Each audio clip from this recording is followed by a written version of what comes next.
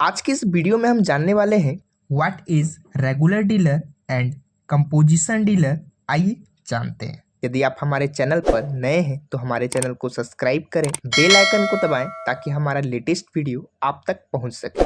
मैं अंकित आप सभी का स्वागत करता हूं हमारे यूट्यूब चैनल पे।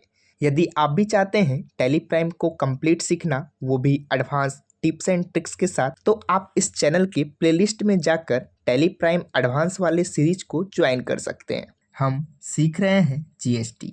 जीएसटी में आने वाले कुछ खास शब्द, कुछ खास टर्म्स, जीएसटी के अंदर रेगुलर डीलर क्या होता है और कंपोजिशन डीलर क्या होता है, आइए इसे समझते हैं। जिस व्यापारी का व्यापार बिजनेस टू बिजनेस होता है एवं बिजनेस टू कंज्यूमर भी होता है, दोनों प्रकार के कस्टमर होते हैं, दोनों प्रकार के व्यापार होते हैं, तो वो रेगुलर डीलर कहा जाता है। कहा जाता नहीं है, रजिस्टर यदि किया है तो रेगुलर डीलर या नॉर्मल डीलर उसे कहते हैं।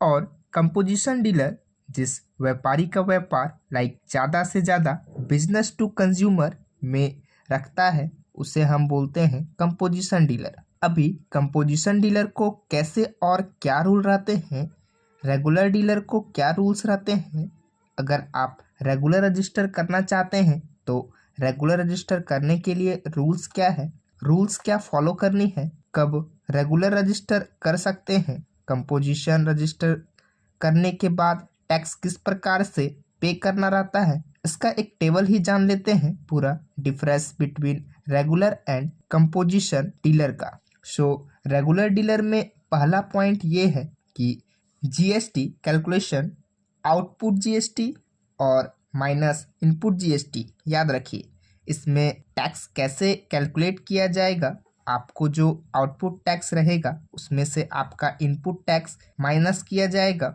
यानी कि एग्जाम्पल में आपको बता रहा हूँ, मैंने आपको पहले बोला था कि कोई बिजनेसमैन टैक्स यानी कि जीएसटी पे नहीं करता है क्योंकि वो गुड्स का एंड यूज़र नहीं होता है। तो अगर उसने कोई गुड्स खरीदा, सपोज एक कंपनी ले लीजिए, कंपनी के लिए एग्जाम्पल ले लेते हैं हम टाटा का, कंपनी के लिए लेते हैं हम टाटा का एग्जाम्पल। सो टाटा ने कोई गुड्स खरीद लिया है, राइट। तो टाटा ने गुड्स खरीद लिया है, एग्जाम्पल के लिए रिलायंस से खरीद लिया है। तो रिलायंस ने जब परचेज किया उनसे, तो उन्होंने टैक्स पे किया, जीएसटी पे करके उन्होंने गुड्स खरीद लिया, राइट।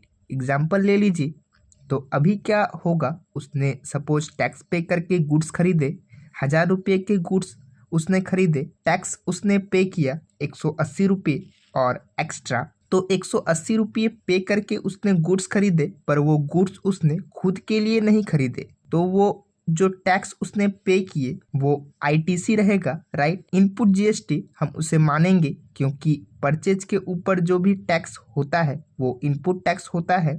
और जब वो टैक्स मतलब वो प्रोडक्ट किसी को बेचेगा, टाटा, राइट, टाटा ने बेचा किसी और कस्टमर को, तो कस्टमर को बेचने के बाद वहाँ से जो टैक्स कलेक्ट करेगा, अब टाटा ने 1000 के गुड्स खरीदे थे, 180 टैक्स भरा था, 1180 में खरीदे थे, तो उसने वो गुड्स बेचे, इंक्लूडिंग टैक्स जीएसटी भी ऐड किया और बेचा 1500 में।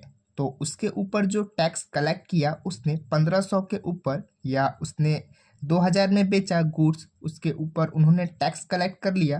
एग्जांपल बता रहा हूँ, बस आपको समझना है। उसके ऊपर उसने टैक्स कलेक्ट किया 360 रुपये।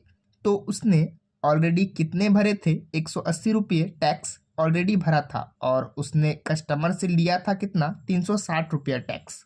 2000 रुपये के गुड्स बेचे ना, तो उसने उसके ऊपर 360 टैक्स उसने कलेक्ट किया, 1000 रुपया अपना प्रॉफिट निकाला, लेकिन जो 360 टैक्स कलेक्ट किया है उसमें से 180 तो उसने ऑलरेडी पे किए थे पहले, तो 180 उसे पे करना है। तो इसलिए सेल्स के ऊपर जो टैक्स लगेगा 360 के ऊपर, वो उसका आउटपुट टैक्स होगा। सेल्स के ऊपर उसने कलेक्ट किया आउटपुट टैक्स 360, और उसने भरा कितना था इनपुट टैक्स, 180 रुपया। 360 में माइनस होगा 180, वो होगा उसका पेएबल में, मतलब रेगुलर डीलर को उतना पेमेंट करना होगा। इसको हम प्रैक्टिकली आगे जानेंगे कैसे इसका प्रैक्टिकल टैली में हम करते हैं, मैं बस आपको एग्जांपल बता रहा हूँ। और कंपोजिशन डीलर में क्या होता है, GST calculation, output GST at low rate, याद रखिए वो लो रेट में पे करेगा। कौन सा लो रेट रहेगा, याद रखिए उसमें इनपुट माइनस आउटपुट नहीं होता है। यहाँ पे वो जो होता है टैक्स पूरा का पूरा कंपोजिशन, यहाँ पे आउटपुट टैक्स उसको कोई कैलकुलेशन नहीं करना है, बस आउटपुट जीएसटी उसको यहाँ पे भरना है जो भी है वो लो रेट पे। लेकिन कैसे, मैं आगे दिखाता हूँ, आगे रूल्स देखिए। इसमें क्या होता है कि रेगुलर डीलर है, अब तो आपको कौन कौन से फाइल करनी पड़ेगी। अगर आपने रेगुलर रजिस्टर किया जीएसटी में तो आपको GSTR 3B, याद रखिए GSTR 3B ये फाइल होगी, और GSTR 1 ये मंथली फाइल रिटर्न करनी पड़ती है। जीएसटी की मंथली फाइल, मंथली डिटेल्स आपको देनी रहती है।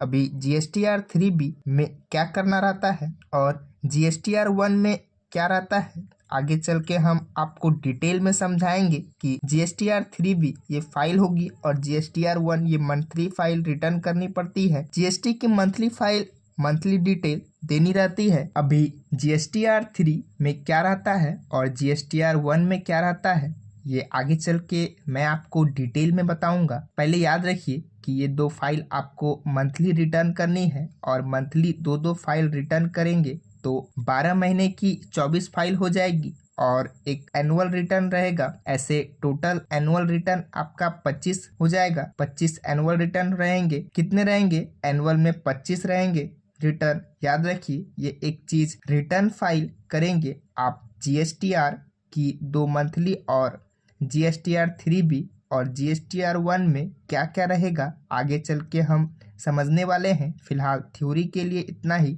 देख लीजिए, कॉम्प्लिकेटेड नहीं बनाएंगे। अभी रिटर्न फाइल इसमें क्या होगा, कंपोजिशन में GSTR 4 होगा। याद रखिए कंपोजिशन डीलर है तो GSTR 4, लेकिन वो मंथली नहीं रहता है, क्वार्टरली, मतलब 3 महीने के बाद। तो आपको साल में 4 ही भरनी है, और एक एनुअल रिटर्न होता है फाइनलाइजेशन के लिए, तो आपको 5 रिटर्न करनी है टोटल, एक एनुअल रिटर्न और 4 क्वार्टरली, मतलब 3 महीने की, ऐसे 4 क्वार्टरली एक एक रिटर्न। तो ऐसा GSTR 4 और टोटल GSTR 4 नाम है उसका, तो ये टोटल रिटर्न उसके रहेंगे। अगर आप कंपोजिशन हो तो एक बात याद रखनी है कि इंटर स्टेट और intra state both sides are allow in regular dealer. आप रेगुलर हो तो आप अपने स्टेट के बाहर बेच सकते हैं, खरीद सकते हैं, लेकिन आप कंपोजिशन है तो आपको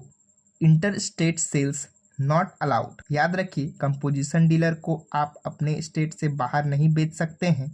inter state transaction not allowed, मतलब बिहार से बाहर आप नहीं बेच सकते हैं। आपके स्टेट से बाहर बोल रहा हूँ मैं, ओके, मैं भी बिहार से बाहर बोल रहा हूँ एग्जाम्पल के लिए। तो आप जिस स्टेट में रहते हो, मैं बिहार में रह रहा हूँ, इसलिए मैं वो एग्जाम्पल ले रहा हूँ। आप अपने स्टेट के बाहर यहाँ पे कंपोजिशन डीलर को सेल्स अलाउड नहीं होता है। नेक्स्ट पॉइंट ये है कि higher rate of tax is applicable. यहाँ पर हायर रेट रहते हैं, जो टैक्स के रेट डिसाइड हैं 5%, 12%, 18% एंड 28%, जो कि indiafilling.com की वेबसाइट से आपको मिल जाएगा, वहाँ पे आप चेक कर सकते हैं। तो हायर रेट जो भी रहेंगे यहाँ पे अप्लीकेबल रहेंगे, और रेट ऑफ टैक्स लोअर 1%। कितना रहेगा, यहाँ पर 1% रहेगा। यहाँ पे टैक्स रेट आपको इंक्लूड करना पड़ेगा। सो वैसे तो यहाँ पर हम रेगुलर डीलर का ही देखने वाले हैं, क्योंकि ज़्यादातर रेगुलर रजिस्टर की ही रहती है।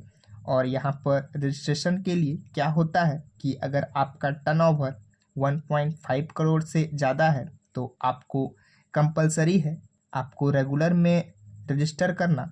आप कंपोजिशन में जा ही नहीं सकते। यदि आपका एनुअल टर्नओवर 1.5 करोड़ से ज़्यादा है, तो टर्नओवर की बात कर रहा हूँ, प्रॉफिट की नहीं। टर्नओवर मतलब पूरे बिजनेस का टर्नओवर 1.5 करोड़ से ज़्यादा है तो वहाँ पे कंपलसरी है रेगुलर में रजिस्टर रखिए। 1.5 करोड़ से नीचे है तो रेगुलर में ऑप्शनल है, आपके लिए ऑप्शनल है, तो आप रेगुलर में जा सकते हो, कंपोजिशन में जा सकते हो। कंपोजिशन के लिए turnover must less than 1.5 crore से ज़्यादा, तो ऑफकोर्स आपको रेगुलर में जाना होगा। सो डेट्स इट, ये मैंने आपको टर्म्स समझाए।